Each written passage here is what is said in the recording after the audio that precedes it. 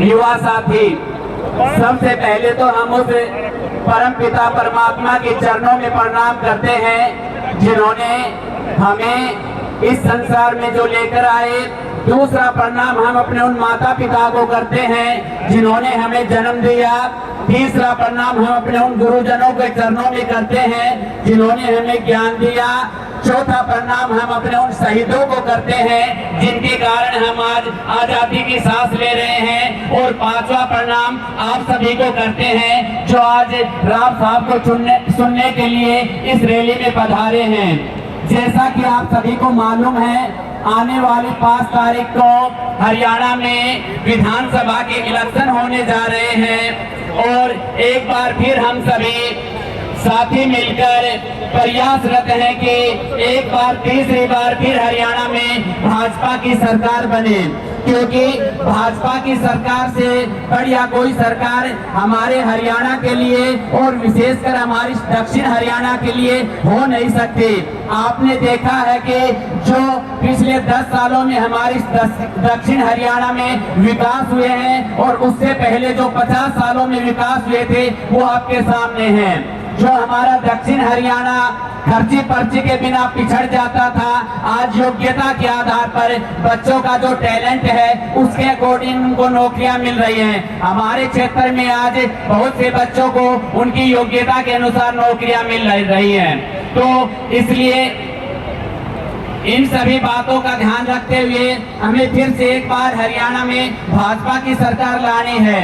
जो भाजपा की नीति है वो आपको पता है कि किस तरह देश के हित में हमारे माननीय प्रधानमंत्री जी कार्य कर रहे हैं। एक कांग्रेस के जो अध्यक्ष रह चुके हैं राहुल गांधी हैं, विदेशों में जो हमारे भारत की त्रुटियां निकाल रहे हैं, कहते हैं कि सिखों को अधिकार नहीं है, वो कड़ा नहीं पहन सकते हैं, वो कटार नहीं रख सकते हैं। क्या ऐसा हमारे भारत में है? यहाँ पर सभी को समान अधिकार है, चाहे कोई कुछ भी कर सकता है। एक हमारे प्रधानमंत्री जी हैं जो विदेशों में हमारे देश की आज जो पहचान बना रहे हैं, वो सिर्फ यूएनएससी में यानी वीटो पावर के लिए प्रयासरत हैं। हमारे प्रधानमंत्री इस प्रयास में लगे हैं कि किसी तरह भारत को वीटो पावर मिले।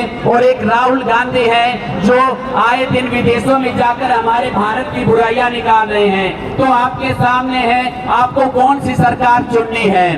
जो भाजपा सरकार ने कार्य किए हैं आपके सामने है, जैसे ये हाईवे हुआ, 152D हुआ, चाहे उज्ज्वला योजना हो, चाहे जो पेंशन की योजना हो। पहले हमें दफ्तरों के चक्कर काटने पड़ते थे, आज 60 साल की उम्र होते ही सब ही बुजुर्गों की जो वृद्धा पेंशन है वो बन जाती है।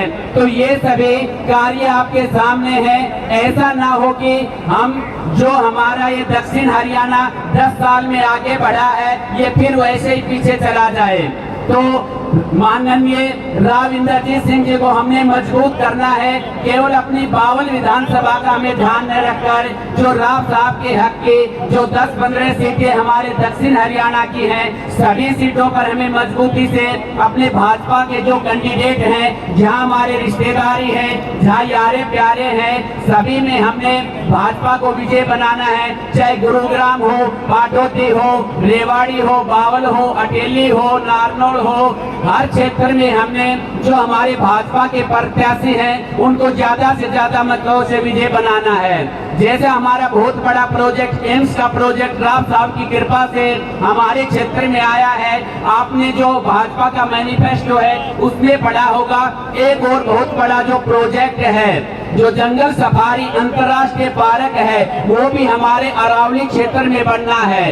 यदि हमने राव साहब के हाथों को मजबूत किया तो वो भी हमारे इसी कोल क्षेत्र में होगा। वो भी बहुत बड़ा प्रोजेक्ट है। तो ऐसा ना हो कि वो प्रोजेक्ट हमारे हाथों से निकल जाए। तो इन सभी बातों को ध्यान में रखते हुए हमने राव साहब को मजबूत बनाना है। आगे चंडीगढ़ विधानसभा में हमने सभी कैंडिडेटों को पहुंचाना है। मैं 5 तारीख जो आने वाली है उसके बारे में 2 बातें बताना चाहता हूँ। सुभाष जी सौभागी ढाणी से उन्होंने लिखी है, बहुत ही बढ़िया बातें हैं। इन 4 लाइनों में इस पूरे जो इलेक्शन है उसका सार उन्होंने लिख डाला है। कहते हैं कि निश्चय ही अब तो रण होगा, निश्चय ही अब तो रण होगा, ये युद्ध बड़ा भयंकर होगा। दंगाई जीत गए तो फिर जनता का घोर मरण होगा।